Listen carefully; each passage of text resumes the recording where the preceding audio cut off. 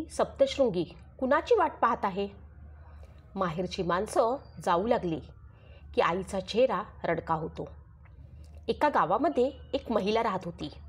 तिच्याकडे कशाचीच कमी नव्हती. घरामध्ये धन धान्य वैभव सारं काही होतं. पण ती मात्र दुःखी होती. कारण लग्नाला बरीच वर्ष झाली तरी देखील तिच्या घरी पाळणा हल्ला नव्हता.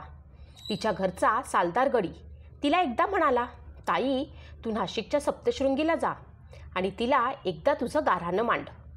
त्याचं म्हणणं ऐकून ती एकदा मातेच्या दर्शनाला गेली. आईच्या पायावरती नतमस्तक झाली आणि ती सप्तशृंगी आईला म्हणाली, तू सर्वांच्या नवसाला पावते, सर्वांच्या मनोकामना तू पूर्ण करतेस. आता माझ्या हाकेलाही तू उभी राहा. मला मुलबाळ नाही. मी तुला नवस करते की जेव्हा मला बाळ होईल तेव्हा मी तुझी सुपारी पण आणणार नाही. पण त्यावेळेस मी बैलगाडी घेऊन बाळाला तुझ्या दर्शनाला घेऊन येईन आणि अशीच कड्यावरनं बैलगाडी उतरवून खाली नेईन. त्यावेळी गडावर जाण्यासाठी कुठलाही रस्ता नव्हता. भक्त भाविक श्रद्धेनं पायवाटेनं आईच्या दर्शनाला येत. खूप उंचावरती असलेल्या त्या शीतकड्यावरनं बैलगाडीवरनं खाली जाणं अशक्यप्राय गोष्ट होती. पण तिने मोठ्या विश्वासाने आईजवळ हा नवस बोलली आणि तिच्या घरी निघून गेली. एका वर्षानंतर तिच्या घरी एका सुंदर बाळाचा जन्म झाला. तिला आपण केलेल्या नवसाची आठवण झाली. त्याप्रमाणे नवस पूर्ण करण्यासाठी तिनं तिच्या पतीला बैलगाडी तयार करण्यासाठी सांगितले. गाडीला 2 खिल्लारी बैल जुंपण्यात आले. ती, तिचा नवरा, तिचे बाळ आणि तो सालदार गडी मातेच्या दर्शनासाठी बैलगाडीनं गडावर निघाले. त्या काळी रस्ता नव्हता. दगड धोंड्यातून ती गाडी लोटत लोटत पुढे आणली गेली. खिल्लारी बैल जोडलेली बैलगाडी गडावर पोहोचली. त्यानंतर ती शिवालिस तीर्थामध्ये आली. तिथे आंघोळी केल्या. सर्वांच्या आंघोळी झाल्यावरती तिनं सांगितलं की मला आता मंदिरात दर्शनाला जायचं नाही. मी हा गड चढून आली. तो मला आता ह्या कड्यावरनं बैलगाडी खाली उतरवायची आहे. तिचं हे बोलणं ऐकून तिचा नवरा घाबरला. तो तिला म्हणाला, तू काय बोलते आहेस? तुला कळतं का? ह्या अशा कड्यावरनं गाडी कशी बरं खाली उतरेल? ह्या अशा गोष्टीवरती माझा काही विश्वास नाही. असं म्हणत त्यानं त्या बैलगाडीतून येण्यासाठी नकार दिला. तो त्या बैलगाडीतून खाली उतरला. आता मात्र तिला कळेना की काय करावं. पण ती मात्र घाबरली नाही. तो सालदार गडी मात्र म्हणाला, मी जेव्हापासून ह्या ताईच्या घरी काम करतो तेव्हापासून मी तिला बहीण मानला आहे. जर कोणी तिची मदत करणार नसेल तर ही गाडी मी हुसकणार. ताई मी तुझ्याबरोबर येतो. कारण दोघांनाही विश्वास होता की जन्माला घालणारी माय हीच आहे आणि जीव घेणारी माय देखील हीच आहे. त्यामुळे न डगमगता ते दोघेही बाळाला घेऊन गाडीत बसले. आता ती मणी सप्तशृंगी मातेचा धावा करू लागली. सालगड्यानंही देवीचं नाव घेतलं आणि गाडीला हाका दिली. एवढ्या मोठ्या कड्यावरनं गाडी जेव्हा खाली उतरली तेव्हा ती जशीच्या तशी होती. ना बैलांना काही झालं ना बैलगाडीला. गाडी जशीच्या तशी पुन्हा वर खडकावर येऊन थांबली आणि तोपर्यंत देवी तिथे येऊन पोचली होती. असे म्हणतात की त्यावेळी मार्कंडेय ऋषी पोथी वाचत होते. देवी कथा ऐकत होती. पण त्यावेळीच त्या बाईनं बैलगाडी खाली उतरवली म्हणून देवी स्वतः तिथे येऊन उभी राहिली आणि ती गाडी जशीच्या तशी पुन्हा वर आली. कुणाला काहीही दुखापत झाली नाही. त्यामुळे म्हटले जाते की आईनं गुरूंची अर्धी पोथी सोडून दिली म्हणून आईची मान वाकडी आहे. आई आपल्या भक्तांसाठी येऊन तिथे उभी राहिली. जशी गाडी खाली गेली तशीच ती पुन्हा वर खडकावरती येऊन उभी राहिली. सर्वात पहिल्यांदा देवीनं त्या गाडीला पूजले असे म्हटले जाते. पहिला मान आईनं त्या बाईला दिला म्हणून पहिला मान शीतकड्याचा आहे आणि त्यानंतर देवीच्या दर्शनाला पुढे जातात. आजही त्या गाडीच्या चाकांच्या खुणा तेथे आहेत. आईच्या पावलांची निशाणं त्या खडकांवरती आहेत. अन समोर मार्कंडेय पर्वत आहे. म्हणजेच मनात श्रद्धा असेल तर आई तुमच्या पाठीशी नेहमी उभी आहे, हे विसरू नका. त्याच सप्तशृंगी आईची आज आपण संपूर्ण माहिती घेणार आहोत. आईच्या माहेराबद्दल एक कथा अशी सांगितली जाते. जोगेश्वरी आखाडा तालुका राहुरी जिल्ह्यात अहमदनगर येथील अष्टभैरव हे खानदेशामध्ये सप्तशृंगी मातेच्या घरात अर्थात सिद्ध चंद्रवट तीर्थी पुत्रप्राप्तीसाठी तपश्चर्या करण्यासाठी आले. त्यांच्यावरती शिवशंकर प्रसन्न झाले आणि म्हणाले, काय मागायचे ते माग. त्यावर त्यांनी सांगितले, आम्हाला संतती नाही. तेव्हा भगवान शिव म्हणाले, या जन्मात तुम्हाला संतती नाही, पण या क्षेत्राचं तत्पुण्य म्हणून मी तुम्हाला प्रसाद देतो. असे सांगून समोरच्या डोहामध्ये स्नान करायला सांगितले आणि त्या डोहातून कन्या निर्माण केली. अष्टभैरवांनी पाहिले, त्यांच्या पत्नीने जोगेश्वरीने पाहिले. त्या कन्याला उचलत भगवान शंकरापुढे ठेवलं. भगवान शंकरांनी सांगितले, मी म्हणालो होतो ना, ह्या जन्मात तुम्हाला संतती नाही, पण मी प्रसाद देतो. हा घ्या, सांभाळा, लहानाची मोठी करा. तिची त्रिभुवनात कीर्ती होईल आणि ह्या त्रिभुवनाचा भार कमी करण्यासाठी हिची योजना होईल. तिचं नाव त्यांनी वैजांगी ठेवलं. नंतर ती वयात आली. तिने घराचा त्याग केला. तप करण्यासाठी मार्गस्थ झाली. त्यावेळेस अष्टभैरवांनी तिला सांगितलं, कुठेतरी जाण्यापेक्षा तू ज्या ठिकाणी तुझा जन्म झाला त्या ठिकाणी जा. मग तिथून सिद्ध चंद्रवट ठिकाणी ती कन्या आली. तिने घोर तप केलं. भगवान शिव प्रसन्न झाले. भगवान शिवांनी तिला वर माग सांगितले. तिने वर मागितले, या ठिकाणी शक्ती अवतार व्हावा. देवांनी माझ्याकडे मंत्रविद्या मागावी. मागितल्यानंतर मी लगेच देईन आणि त्यांची 10 पट शक्ती वाढेल, असे वरदान द्या. शंकरांनी वरदान दिले व तिला वज्रेश्वरी हे नाव दिले. अष्टभैरवांनी त्या कन्येला वज्रांगी नाव ठेवले होते, पण ह्याच सिद्ध चंद्रवट तीर्थी तिचे नाव वज्रेश्वरी ठेवले. म्हणून सिद्ध चंद्रवट तीर्थी हा चौथा महिमा. वज्रेश्वरीचा जन्म सिद्ध चंद्रवट तीर्थी झाला. ती कन्या त्या ठिकाणी तप करीत असताना तिच्या जन्माचं म्हैसाचं वैर म्हणून तो तपभंग करू लागला. तो तपभंग करीत असताना भगवान शंकरांनी पार्वतीला सांगितले, उडव त्याचं शिर. म्हणून याच पुण्यस्थळी माता पार्वतीनं सिंहारूढ होऊन अष्टभुजा अवतार घेतला, म्हणजेच आवेश अवतार घेतला. म्हणून ही जागा सिद्ध चंद्रवट तीर्थ सप्तशृंगीचं माहेर ठरलं. सप्तशृंगी हा भारताच्या महाराष्ट्र राज्यातील एक किल्ला आहे. तो नाशिकजवळ असलेल्या नांदुरी गावाजवळ वसलेला असून अनेक कुटुंबांची आराध्य दैवत असलेल्या सप्तशृंगी देवीचं तीर्थक्षेत्र आहे. हे महाराष्ट्रातील देवीच्या महाराष्ट्रात असलेल्या देवीची 3.5 पीठांपैकी अर्धपीठ आहे. ब्रह्मदेवांच्या कमंडलूपासून निघालेल्या गिरिजा महानदीचे रूप म्हणजे सप्तशृंगी देवी असे मानले जाते. आदिशक्तीचे मूळ स्थान आहे असे मानले जाते. देवीचे 18 भुज सप्तशृंग रूप येथे पाहावयास मिळते. ही देवीची मूर्ती स्वयंभू आहे. येथील गाभाऱ्याला शक्तिद्वार, सूर्यद्वार आणि चंद्रद्वार असे 3 दरवाजे आहेत.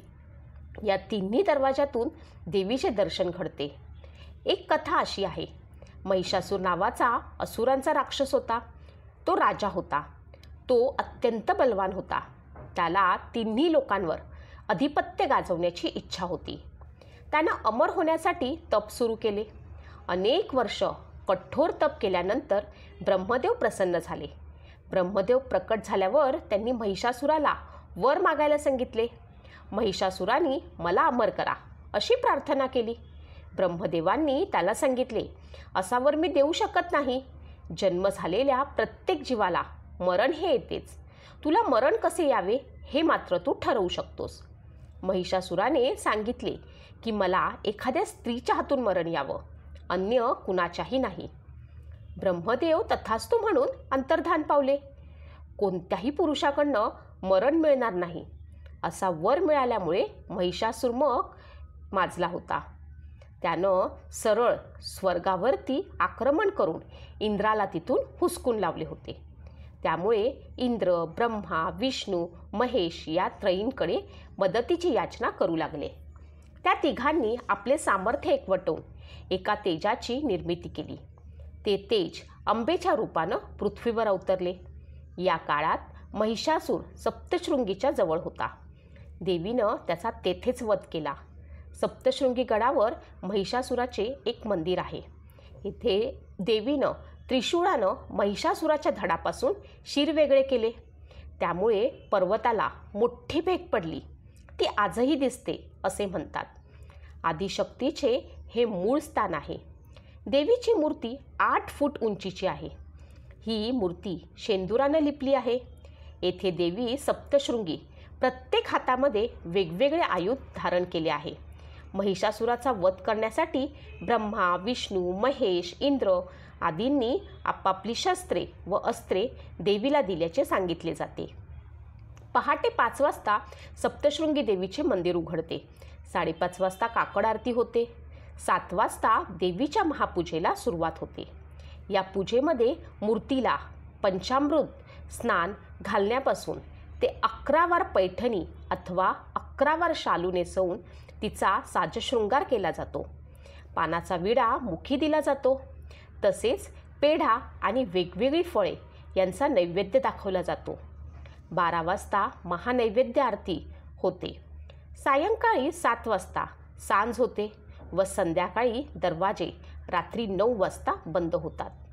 देवीच्या पूजेचा मान देशमुख आणि दीक्षित या घराण्यांना आहे.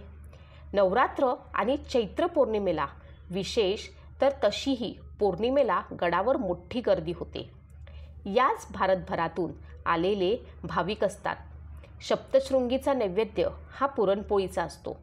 सोबतीला खुरासणीची चटणी, वरण, भात, भाजी, पोळीही नैवेद्य म्हणून असते. पर्वताच्या शिखरावर चैत्र शुद्ध पौर्णिमेच्या मध्यरात्री दरेगावचे गवळी पाटील कीर्तिध्वज फडकवतात. हा मान त्यांचा असतो. या ध्वजाची सवाद्य मिरवणूक निघते. हा ध्वज 11 मीटर लांबीचा असून केसरी रंगाचा असतो. या देवीला 3.5 पीठातील एक महत्त्वाचे स्थान प्राप्त आहे. सप्तशृंग येथे वास्तव करणारी देवी म्हणजे सप्तशृंगी असे मानले आहे. ध्वजाचे मानकरी गवळी परिवार आहेत. कीर्तिध्वज लावण्यासाठी दरेगावचे पाटील मध्यरात्री सुळक्यावर चढतात. समुद्र सपाटीपासून तब्बल 4600 फूट इतक्या उंचीवर हा सुळका आहे. मग मध्यरात्री ध्वज, काठीध्वज, देवीचे पातळ ध्वज, देवीचे नारळ असे 35 किलो वजनाचे सामान यावेळी पाटलांजवळ असते. इतके असे सामान घेऊन ते सुळक्यावर कसे पोहोचतात याचे कोडे अजूनही कुणालाही उमगलेले नाही. गेल्या 500 वर्षांपासून ही परंपरा सुरू आहे. दंडकारण्यात राम, सीता वनवासात असताना देवीच्या दर्शनाला आल्याचे पौराणिक ग्रंथात उल्लेखलेले सापडते. पौराणिक कथांनुसार महिषासुराचा वध केल्यानंतर देवीने विश्रांतीसाठी येथे वास्तव केले. महानुभावी लीळाचरित्रात असा उल्लेख आढळतो की राम रावण युद्धात इंद्रजिताच्या शस्त्रानं लक्ष्मण मूर्छा येऊन पडला. त्यावेळी हनुमंतानं द्रोणागिरी पर्वत नेला आणि द्रोणागिरीचा काही भाग खाली पडला. तोच हा सप्तशृंग गड होय.